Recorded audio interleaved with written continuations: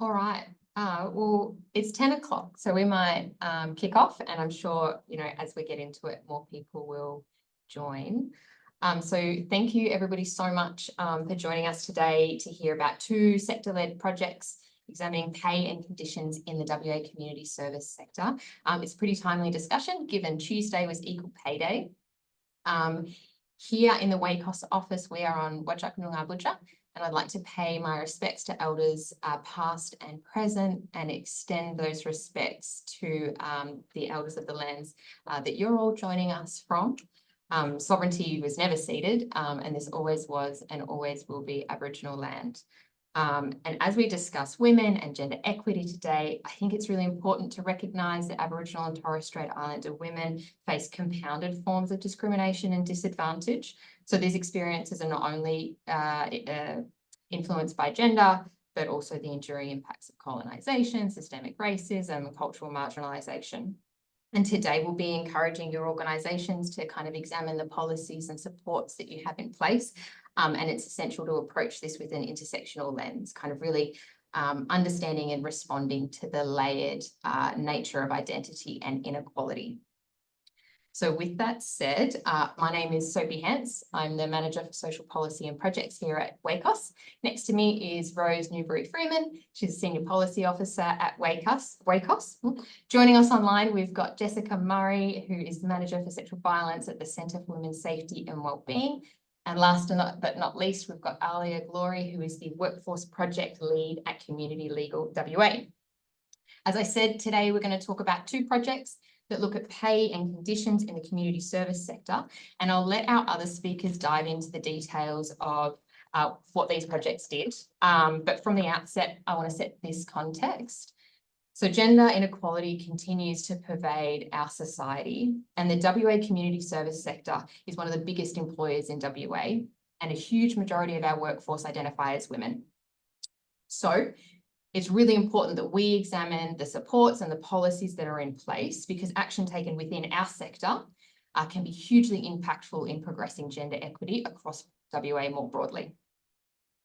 So first, Alia will speak about a project conducted by Community Legal WA, and then Rose, Jess and I will talk about a project that we conducted together and share some of the recommendations that came out of that project for sector organisations. We will finish with a decent amount of time for questions. We hope that you come away from this webinar with ideas for how gender equity can be progressed in your own organisations. So if a question comes to mind while we're presenting, please feel free to pop it in the chat, and then we can come back to it at the end and have some good discussion. With that out of the way, I will now pass over to Alia, who will talk to you about the project conducted at Community Legal WA. And I will take down my slides so that Alia can pop up their slides. Whoop. Thank you, Sophie, and thank you, Rose, for that introduction. I too am coming to you today from Wajak lands, and I am very happy to share this space and be here today to present to you all. Hopefully you can see my screen okay. Give me a thumbs up or a thumbs down if you can't, and I'll see what I can do. I always sort of crack the joke that, we're a few years since COVID, but there's always something technical. So I'll do my best. So yes, as they said in the intro, today we're talking about pay and employment conditions in the WA community legal service sector. I thought it would be good to start off with just a quick overview of who we are and where we sit. So community legal are the peak body for community legal centres and family violence prevention legal centres across WA. Together, our members form a proportion of the legal assistance sector. So that's made up of legal aid, Aboriginal Legal Services WA, and our members, so CLCs and FEPLS. Our members provide free legal assistance. They provide wraparound supports, such as financial counselling or client advocacy, in addition to legal help. They campaign for fairer laws within the state, and they provide education to people on what their rights are. I've just got a really nice stat there. So each year, Community Legal Services help over 27,000 people with their issues on tough topics like family violence or tenancy. So we have a community legal workforce project which I lead because these critical services are experiencing significant workforce challenges. And it makes it harder to provide people with the legal support that they need. And community legal services are finding it really hard at the moment to recruit and retain staff and meet the rising legal need, particularly in regional, rural and remote areas. In 2023 to 24, 38,000 people were turned away from community legal services. This is more than double the year before. So the legal demand is rising. And in the 2024 independent review of the legal assistance sector as a whole, it found out that caseloads for community legal lawyers can be as high as 600 cases per year, just really highlighting that growth is really happening. In WA, for community legal centres, the estimated staff turnover rate can be as high as 23%, and vacancies can remain open for up to 12 months. Vacancy rates are higher in those regional, rural and remote locations where the demand for legal assistance is rising disproportionately. So with all these workforce challenges, we wanted to just recognise that wages and entitlements are the most influential factor for attracting and retaining a skilled workforce.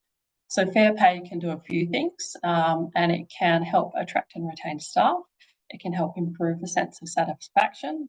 It can reduce workload stress. So when people are compensated in line with the responsibilities and demands of the jobs, they're less likely to feel exploited or overburdened. Organisations are also able to retain due to fairer pay. This overall can reduce stress.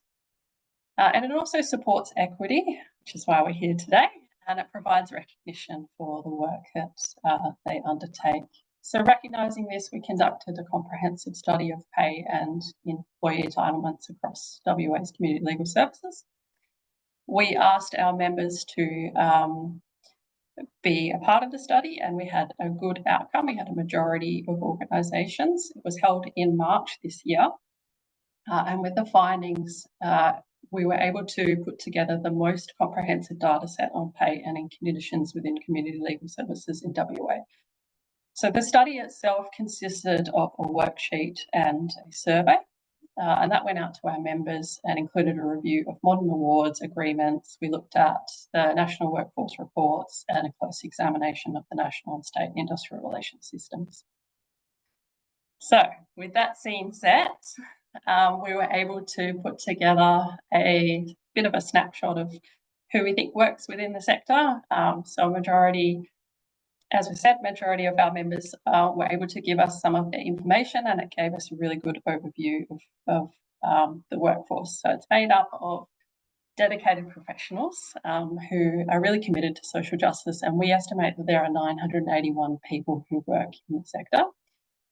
This is made up of just 645 paid roles, 200 volunteers, around 58 pro bono lawyers, and the rest are students and interns. So a significant reliance on the unpaid workforce as well to do this important work. The workforce is predominantly female. Our current estimate is 78 to 85%, so quite high. And the sector is quite diverse. We found that there's 22 unique role types that include community services and legal positions. And interestingly, we found that 49%, so almost half of the roles are legal roles, which really sort of shows you how diverse this workforce is and the work that we do. So our first finding is that low wages and limited career progression are really making it difficult for services to attract and retain staff. So we found that 47% of roles are paid at the minimum wage. So it really is that reliance on modern awards.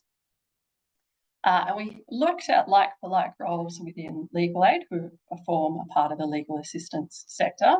And for similar roles for lawyers, we found out that they earn 23% less. For senior lawyers, it can be as high as 24% less, and for advocates, it can be up to 25% less.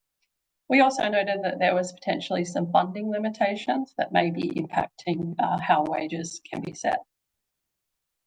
The second finding was that the WA Community Legal Services do operate within a dual system in WA. So we have a state and national award, and where our services and our members sit across both. We had majority of them are set by the national award, which is the SHADS award, and 33% are under the state award.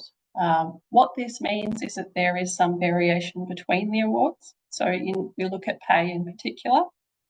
The state award for a level 6.1 pays $9,000 less per year. So it's a significant gap for the same role.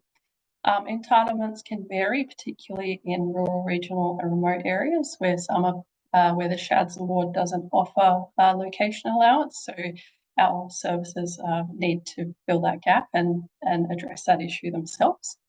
And there's also a bit of a compliance risk with this work because it's difficult to understand if you fit under the state or national system. And so our members do need to consistently manage that risk and make sure that they're paying correctly and adhering to the right regulations. Our next finding is that these awards that we've just spoken about don't actually recognise the skill and complexity and the emotional demands that exist within this workforce. Both of the awards do focus mainly on tasks and responsibilities. And when you look at the role, our workforce do provide professional judgment. They can manage emotionally difficult situations. And that does add a next level of complexity to the work. We see this a lot with the SHADS case, with the gender undervaluation as well. So the Fair Work Commission, as I just mentioned, are doing work in this space. They have admitted that the SHADS award is not fit for purpose, but we are still waiting for that to land. So it is a complex space to be sitting in currently. Our next finding is that the funding is quite often short-term, and this can really impact the workforce. It can force services to make difficult choices. Sometimes they might need to cut hours or reduce staff counts in order to offer fair wages. There was a recent increase to federal funding from the Commonwealth, but it's been positive, but it's not quite enough to close that wage gap and lift wages all across the board. We found that there was a decent amount of insecurity in terms of roles. So there's 32% fixed term and 45% part-time. We found that labour is one of the most significant costs to service as well, so really indicating that importance of funding in that space. And then our final finding, as I race through this, is that workforce challenges are amplified for organisations in RRR areas. So they've got significant barriers to housing. That's probably the most, it's the top recruitment barrier. We have higher service delivery in rural, regional, remote areas. And based on our findings, just 14% of services were able to offer remote allowances. 43% were able to provide subsidised housing or relocation support, which is really excellent to see that happening and really highlights the importance of how much our services care and really need to be able to support their staff. When we looked comparatively at legal aid, they offered allowances for location, housing for remote and isolated locations, utilities and extra leave. So very competitive for those RRR locations. In conclusion, the community legal services provide a vital role ensuring access to justice across WA, but they're really being constrained by their ability to meet growing workforce demand. It's been undermined by these challenges that we've highlighted, and I think the study here confirms that the workforce is undervalued, underpaid and subject to inconsistent employment conditions.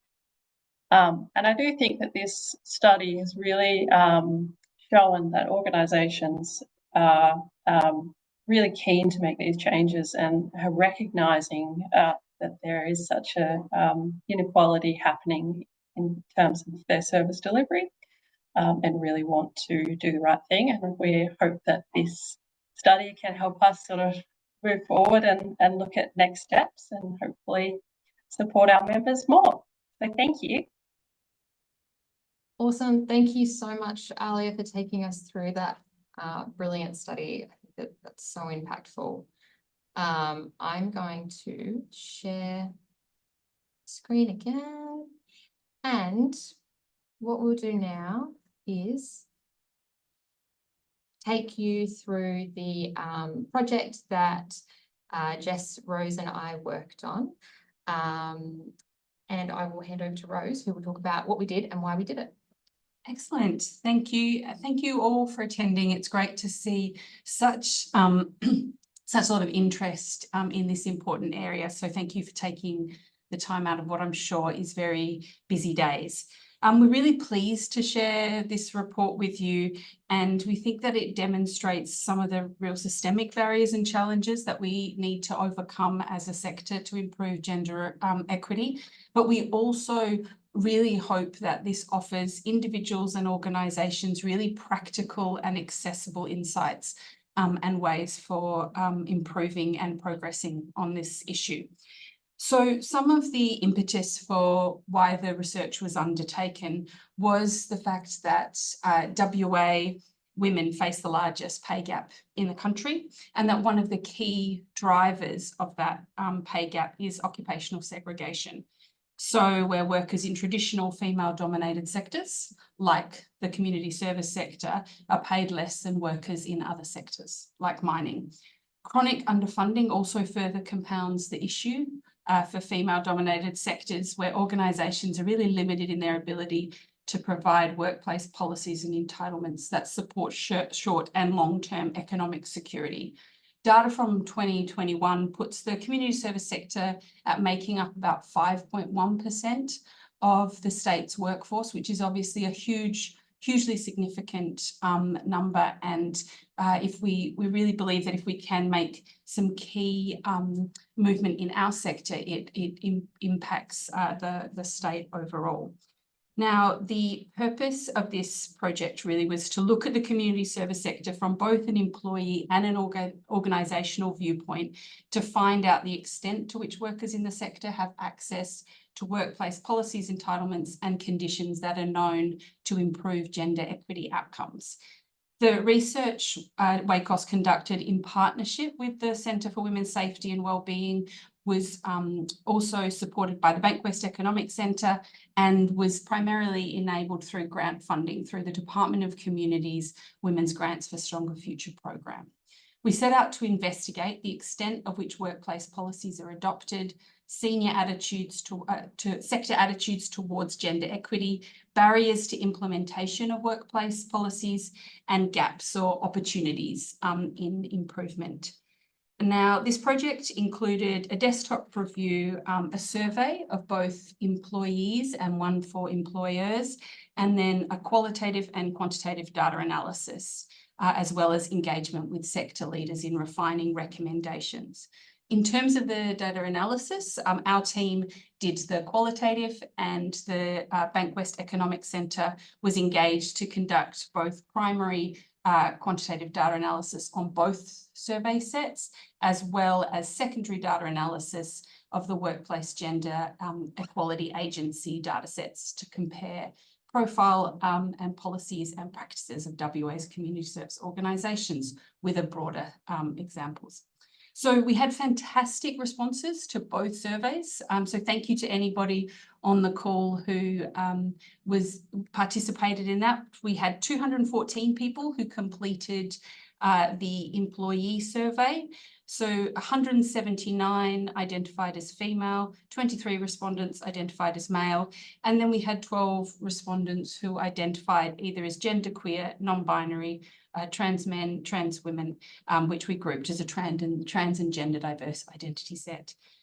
So while we had 5.6% of respondents identifying as trans and gender diverse, this is significantly higher than estimates, obviously, of proportion in the general population. The small size did really limit us, unfortunately, to the amount of findings that we could make and the amount of insights, and really highlighted the further research and greater attention of workplace pay and conditions for trans and gender diverse people if we're really serious about addressing gender equity. So we had a fairly even split of ages, with the exception of only 4% of respondents being under 25 and 4% being over 65. But in the middle cohort, they were fairly evenly split across that. They also, with some interesting things to note, was nearly 50% were a parent or guardian of a child. 36% reported that they currently provide care to a family member in need of assistance. 8 respondents identified as Aboriginal, 14 spoke a language other than English at home, and approximately 19% identified that they lived with a disability, noting a high proportion of trans and gender diverse respondents were in this category. Of the respondents with a disability, nearly half of those also had caring responsibilities. So it was a really interesting group, and we got some really useful insights, which Sophie will go through in further detail later. But I'll just quickly recap the employer profile as well for you, so hopefully it gives a good context for the findings. We got 27 organisations who responded to the employer survey. 20 organisations were frontline services and 7 were peak bodies. We had a fairly good cross-section of small, medium and large orgs, with more being in the medium, which we classified as organisations with more than 20 employees and less than 99. And we also had a really good representation across the state, which was excellent. So there was a number of organisations operating in metro, regional and remote areas, and then others just in one of those, but there was a fairly good split across them. The other interesting piece to note was that 85% of organisations indicated that they were under either the Social Community Home Care and Disability Service Industry Award or the Social and Community Services WA Interim Award, with only 15% of organisations using something like enterprise agreements, different awards, or not being sure of what their organisation used. So hopefully this gives you a clear picture of the context, background and scope of the research, and I'll hand over to Sophie to discuss the findings. Thank you, Rose. Okay, I will take you through like a pretty high level summary of the findings that emerged from these surveys. So we'll start with perceptions. Respondents showed a pretty consistent understanding of gender equity and a pretty solid grasp on the difference between gender equality and gender equity, recognising that gender equity or equity means giving people the support that they need to access opportunities fairly rather than giving everybody the same thing. But there were still gaps in understanding and knowledge. So some respondents felt that gender equity wasn't necessarily relevant to their organisation because the workforce is mainly women, and others assumed that the nature of our sector being female dominated would mean that we're already ahead in this progress and doing better than other sectors. And while that might feel true in some instances, it's not backed up by the data. The data shows a different story there.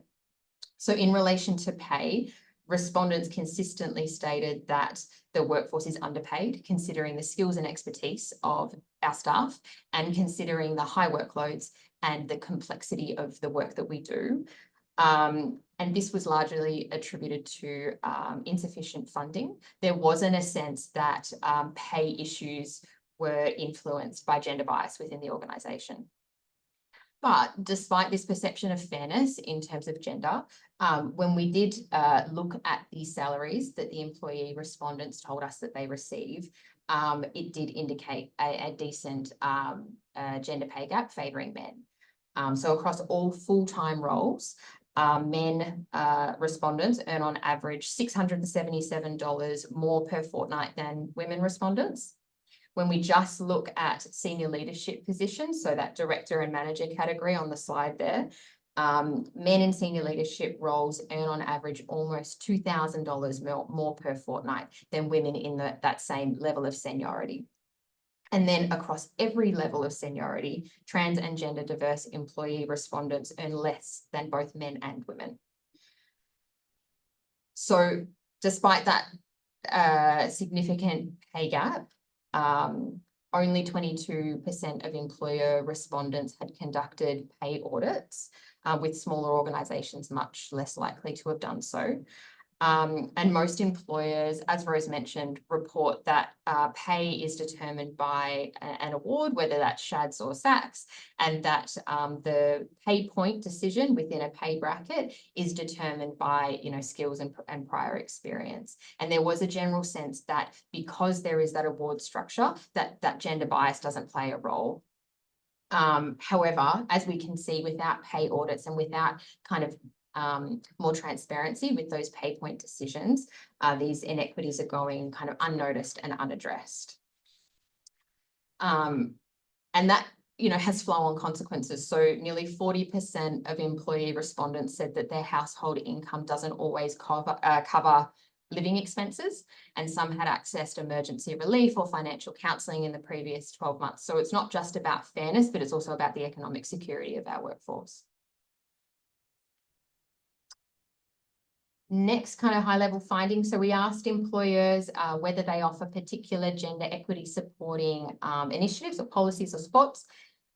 Over 2/3 of employer respondents do not offer employer-funded paid parental leave. And that's in pretty stark contrast to state government employees who receive 14 weeks employer-funded paid parental leave under the Public Service Award.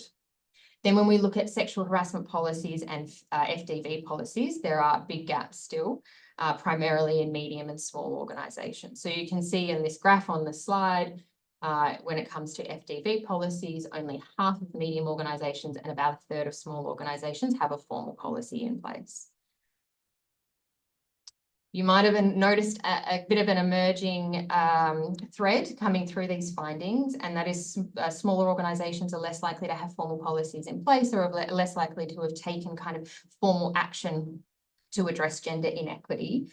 And there was a clear message coming through from respondents, both employer and employee responses, that smaller organisations are often more financially constrained, less likely to have kind of dedicated HR resourcing or personnel, and that can be a barrier to implementing or formalising these policies into the organisation.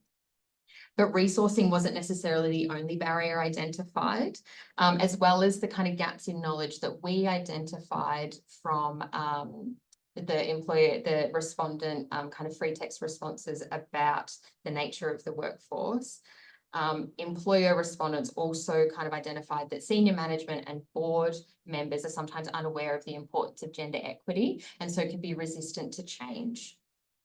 Additionally, some organisations noted that they don't necessarily have the internal expertise to develop these particular policies. So that kind of identified a need for upskilling and education across the sector. And we hope that today's webinar is a starting step in that process to increasing understanding and awareness of what needs to be done.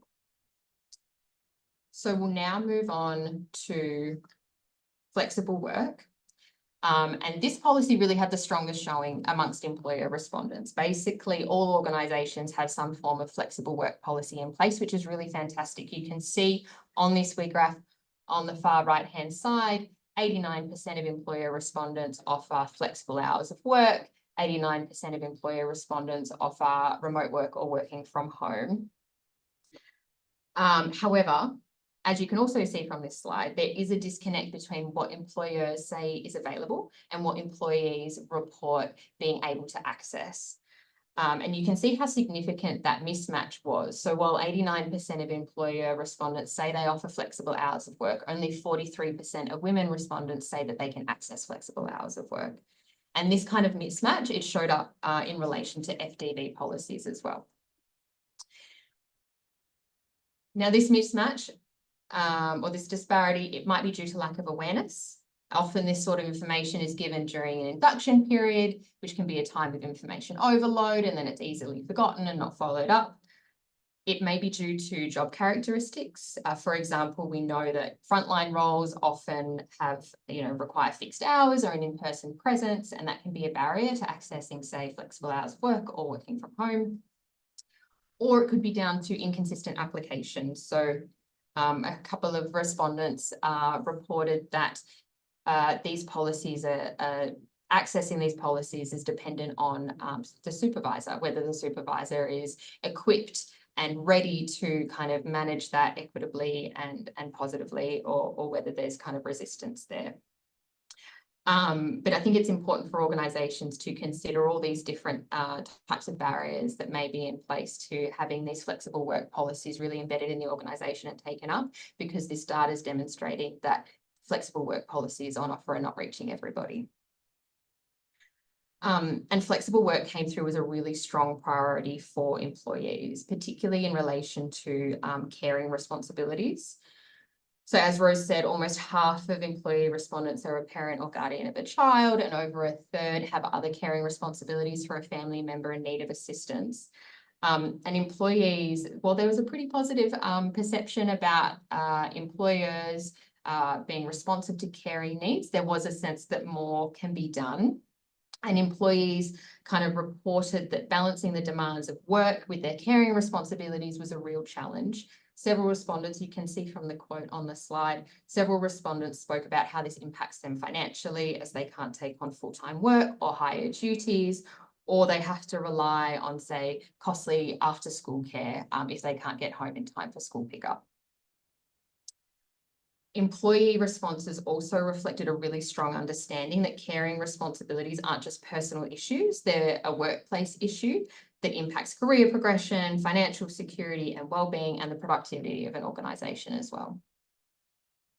So from these findings, we've drawn out a series of recommendations, and you can see we've divided them up into 3 categories depending on who the recommendation is directed to. And today we just really want to focus on the recommendations to sector organisations. And we know that each organisation has different capacity and is in a different stage of the work and has different strengths and needs. So with that in mind, we've tried to develop recommendations for actions that can be tackled in bite-sized approaches to suit the capacity of each organisation. I will now pass over to Jess, who will talk about our recommendation for making sure that you have FDV and sexual harassment policies in place. Thanks, Jess. Thanks, Sophie, and thank you all for your time today. As Sophie mentioned earlier, I'm Jess and I'm the Manager of Sexual Violence at the Centre for Women's Safety and Wellbeing. I'd also like to acknowledge that I'm coming from WACOSS and would like to pay my respects to elders past and present and acknowledge that sovereignty was never ceded. If you don't know us at the centre, we're the peak body for all the family, domestic violence, sexual assault, and women's community-based health centres. And we were really pleased to partner with WACOSS on this project, as I think we really view our 3 areas of focus. Gender equality really sits at the heart of all of them. So we really view that as our foundational piece to our work. So it made a lot of sense for us to be involved in this project. As Sophie outlined, one of the main findings was probably a little bit surprising in finding that some organisations in our sectors had no sexual harassment policies or family and domestic violence policies in place. And so as a result, recommendation 4 is directed at organisations to implement family and domestic violence and sexual harassment policies. So I'm going to talk about this very briefly today. I only have a very short amount of time, so I'll do my best to power through, and sorry if I talk a bit fast in advance. But I'll start off with why family domestic violence policies are important. And I think that really starts with us understanding that workplaces can make a difference. Workplaces are really well placed to identify and respond when violence affects an employee's wellbeing, performance, or the broader workplace. The impacts of violence can be mitigated through supportive workplace responses. And we know that having effective policies and responses can be really encouraging for employees who are experiencing violence. And also that the economic independence and connection in a workplace can be really key factors in enabling a person who's experiencing violence to leave or to manage the impacts of an abusive relationship. It's also the place where we spend the most amount of our time. So workplaces are really often the first places where signs of domestic and family violence become visible. So there's a really critical role here for workplaces to support employees, and it's also in the workplace's interest to do so. The impact of violence often extends into workplaces and can have a really negative impact on employee wellbeing and workforce productivity. Employers are also required to provide workplace support for affected employees under the National Employment Standards, so 10 days paid leave and all those kind of entitlements. But there's also responsibilities under the work health and safety laws where family and domestic violence has the potential to create risks in the workplace. employers have duties to eliminate workplace health and safety hazards. So it's really critical to have supporting policies in place in order to fulfill these obligations as an employer. I've kind of flown through FDV policies, but given the time, I'm going to turn my mind to sexual harassment policies. So if you could, yeah, thank you. So I'm going to ask everyone to cast their minds back to 2020 when the Respect at Work report was handed down. And that was a really landmark report in identifying the really huge prevalence of workplace sexual harassment in Australia and for changing the way that we treat sexual harassment by placing it in a work health and safety framework. So a key recommendation from that report was the creation of a positive duty, and that was introduced into Commonwealth legislation in December 2022. So under the Commonwealth Sex Discrimination Act, organisations and businesses now have a positive duty to take reasonable and proportionate measures to eliminate, as far as possible, the following unlawful behaviour from occurring. I won't read off from the list, but it's largely around sexual harassment and gender-based discrimination. And so this duty applies regardless of an organisation's size or its resources. So that means that every organisation and business in Australia has obligations under this Act. Which essentially means that organisations have a legal responsibility to take proactive action to prevent sexual harassment. The positive duty aims to create change by preventing workplace sex discrimination and sexual harassment from happening rather than just reacting to it after it's occurred. And whether a measure is considered reasonable and proportionate is assessed by considering a number of factors, including the nature, size and circumstance of the organisation. So it's not expected that a small 10-person organisation like your local bakery will be able to provide the same measures as a multinational corporation. And I think this is a really important thing to keep in mind for the smaller and medium-sized organisations in the community services sector, which kind of came up through the piece of work that we've done, to kind of hold that in mind, that you're not expected to be held to the same standard as a very large organisation, but there are really practical measures that you can take that will be considered when you're being considered about whether you've fulfilled your obligations under the Act or not. The other really important thing to note is that people don't necessarily need to be colleagues or to work together for a behaviour to be covered by the positive duty. So it's still unlawful for third parties like clients or patients to sexually harass someone while they're at work, and it's also unlawful for a worker to sexually harass a client or patient in connection with their work. And that's also a really important part for this sector to note when considering how to meet your obligations under the positive duty requirement, particularly with the community services sector doing a lot of client-facing work. There are obviously a lot of other reasons why having sexual harassment policies are really important, but given the time I had to speak today, I really just wanted to get across the legal obligations that organisations have and need to be meeting. Could you move to the next slide, please? Thank you. But really, I just wanted to, leave it with the bottom line is that people really deserve to be safe wherever they are. And we know that this isn't the case for many people, and for women in particular. They're facing extreme levels of violence, whether that's family domestic violence, sexual harassment or sexual assault. WA has the second highest rates of family domestic violence in Australia. And we know that 1 in 3 people will experience workplace sexual harassment. I mentioned it before, but workplaces are where we spend most of our time. They are really uniquely placed to prevent, support and respond to violence and harassment. And I think if we want healthy, vibrant, productive workers, we need to ensure we're looking after them to the best of our ability, not just after something's happened. So I've left some resources on the screen, which hopefully the WACOSS team will be able to share after the presentation, but there's some really practical guidelines for how to implement both FDV, but also sexual harassment policies to make sure you're fulfilling your duties under the legislation. But for now, I'll hand back over to Sophie to talk about some of the other recommendations. Thank you so much, Jess. That was really comprehensive and useful. I will now take you through some of the other recommendations. With this lovely poster that our beautiful drop-in team have designed, the QR code's not up to date. So if you try and scan it now, it won't take you to our report just yet, but we'll send you a copy that has the QR code up to date. So the first recommendation that I'll talk to you about is just to chat with your staff. So as we found in our research, Your staff very well may not know what is on offer or how to access it, which really renders the policies that you have ineffective. So the first step is to check in with your team. We found that most employers rely on the induction process to share this information, but don't continue to provide the information after this point. So we recommend setting up kind of regular opportunities to let staff know what they're entitled to and how to go about doing that. And really, this can be as simple as a regular agenda item at staff meetings. And in that kind of same vein, we recommend getting feedback from staff about how policies are working and what gaps are existing so that you can adapt and adjust and make your policies as robust as possible. Again, doesn't have to be a formal survey or a focus group, really a discussion at a team meeting or an invitation to provide feedback by email would be a really effective way of hearing from your staff. The next recommendation to talk through is about strengthening flexible work policies and practices. This came through really loud and clear as a priority for the employees who responded to the survey. And most of you already have flex policies in place, so we recommend just reviewing what you already have. Are your policies clear?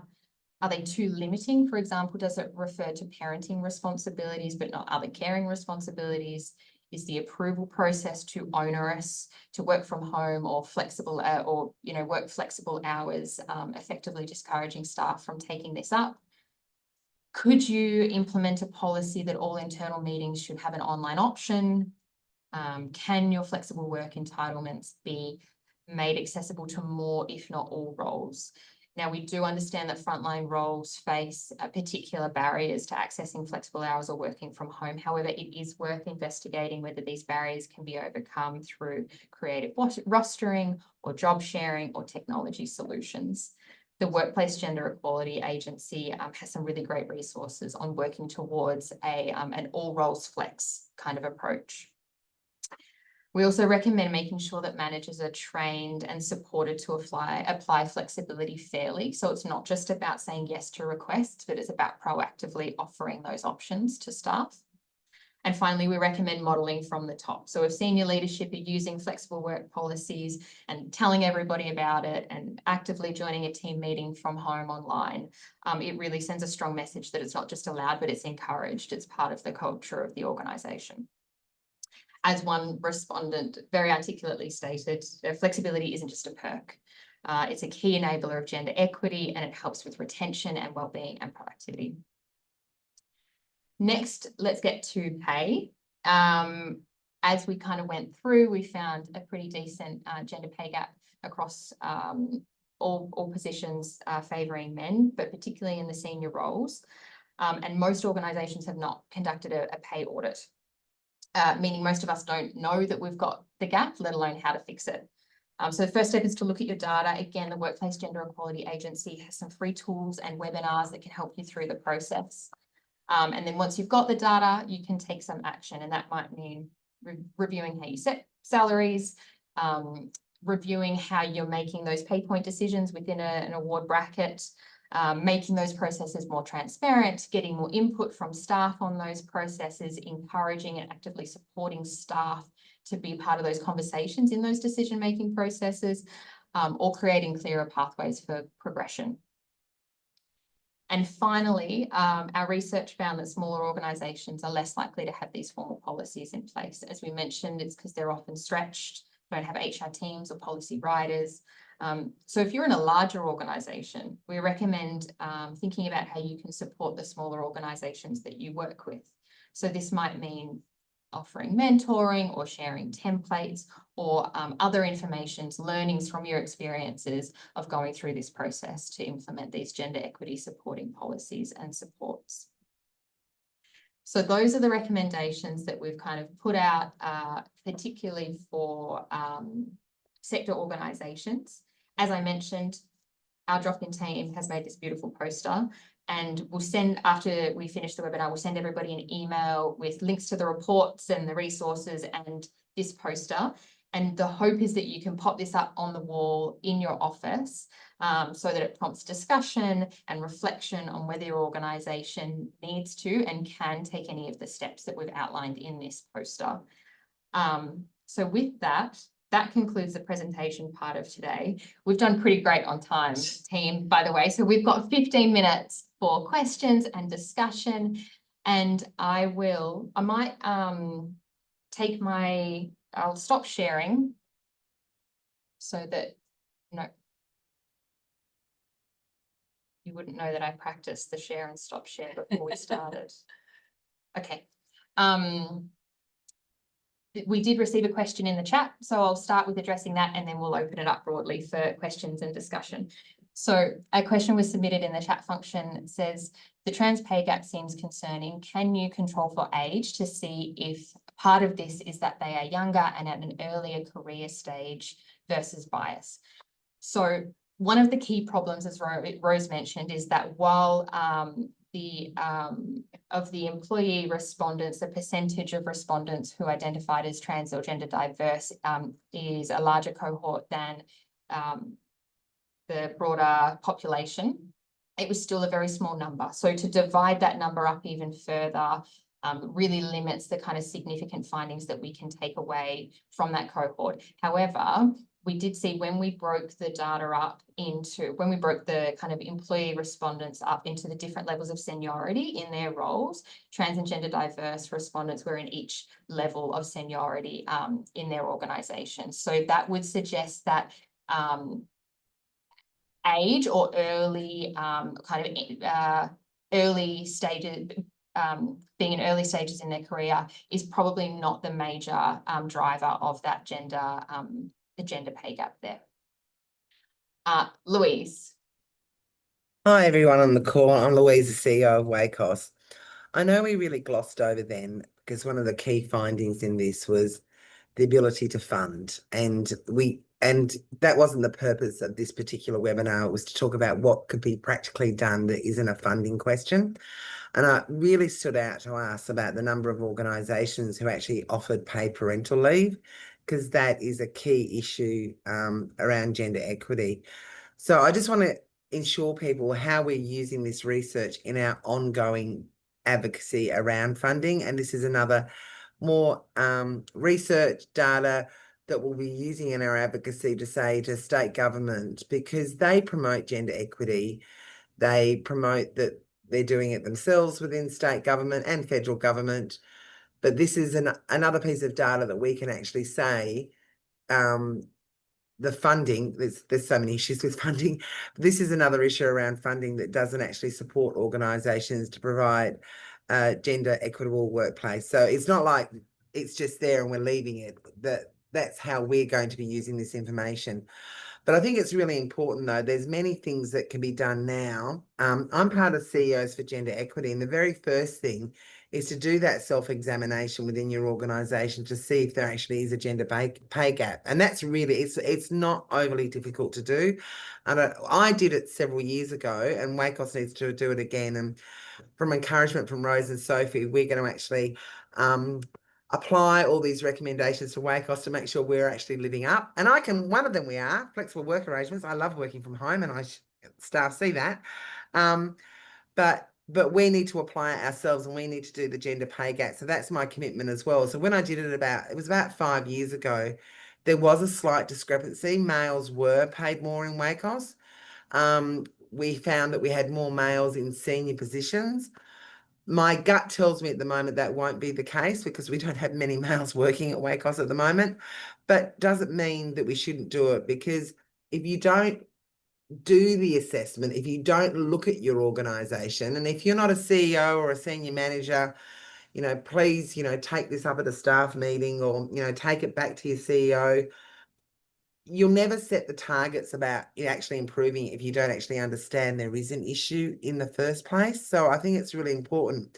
And there's some really easy ones and some easy wins for organisations here about like this disparity between CEOs knowing or senior management knowing the policy around flexible work arrangements, around other type of arrangements.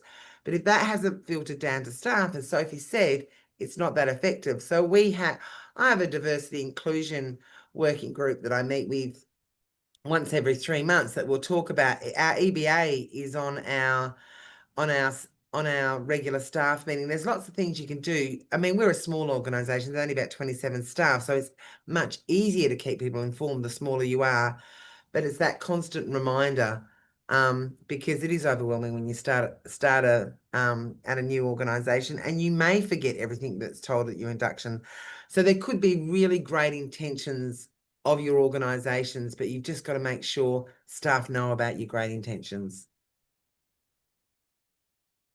Absolutely. Thank you, Louise. I think that was really, really helpful. And we see in the chat, Ashley's popped in a link for an easy gender pay gap calculator. So that's really helpful. And I think, you know, an easy step, even easier than checking your gender pay gap is having those conversations with staff. What's working, what's not, what does everybody know about, what could be done to make those policies stronger. Does anybody have any other questions that they'd like to raise? More resources in the chat. That's fantastic. When we send out the paper, when we send out the PowerPoint and the poster, can we include a couple of these links as well? Yeah. So people know? Yeah, thank you. Diana, please go ahead. Oh, hi. Thanks, everyone. Diana McTiernan from Unions WA, but I'm also on the Northern Suburbs Community Legal Centre board as well. So it was quite timely in terms of we're reviewing our employment practices there. But just the other comment is, and Jess's presentation, I kept going to type in things, but she had covered off the issues there. Seemingly looks like there's a lot of obligations under work health and safety and also under the sex discrimination positive duties. But in reality, if people are matching meeting their obligations under one, they're meeting them under the other part as well. So don't feel overwhelmed by that level of responsibility, because and in the end it makes for more respectful workplaces and hopefully less complaints and less issues. Absolutely. Thank you so much for that comment, Diana. Hannah's just popped in the chat. How did the large versus small organisations fare in terms of the gender pay gap? Was there much obvious difference? So the tricky bit in our data collection here is that we got the salary information from the employee respondents, but they weren't necessarily linked to a particular employer. So we don't know the size of the organisation that the employees worked in. So we weren't able to get that kind of level of granular information about the gender pay gap there. The only part of it that we were is smaller organisations were less likely to have done a gender pay gap, but audit. Louise. Every year, or it's every 2 years, I'm not sure if Chris Toomey's on the line, Bank West Curtin Economic Centre does a report on this, and we actually provide them just a little bit of data. What we do is an analysis of our members, and I don't know how much CEOs are paid, but we're making a basic assumption. The larger organisations, the CEOs are paid more than the smaller, medium and smaller organisation. And every year, it improved, I think, the last time we did it. But the CEOs of larger organisations, the majority is men. And as we come down and hit medium, and almost 100% of the small ones are women. So it's fairly raw, and it's not that sophisticated, because I don't know how much they're paid, but I think it's a safe assumption. So we even know within our sector of those people, the majority is males who hold the CEO positions within large organisations. We provide that to Bank West Curtin Economic Centre, and they use it in their report every year to look at how we're faring. Yeah, I think that is a useful thing to call out, Louise. We didn't touch on it in today, but we did find a small kind of disproportionate rate of men respondents in senior leadership positions compared to their kind of the representation across the employee cohort overall. So I think that certainly does contribute to that gender pay gap. Are there any other questions that anybody would like to, or thoughts or feedback?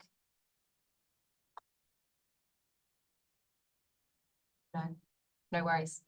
Thank you so much. If anybody has any questions, you can just email us. and we'd be happy to chat about our report with you and chat through these findings. I'm going to extend the offer on behalf of Alia and Jess as well, without asking them prior, but they're nodding, that's fine. So with that, we'll close it there. We'll send you a follow-up email today with all of these resources and an evaluation survey, so you can let us know what you thought. Oh, Julia, was that a hand or a clap? I couldn't. A clap. That's okay. I'll take the clap. Thank you. All right. Well,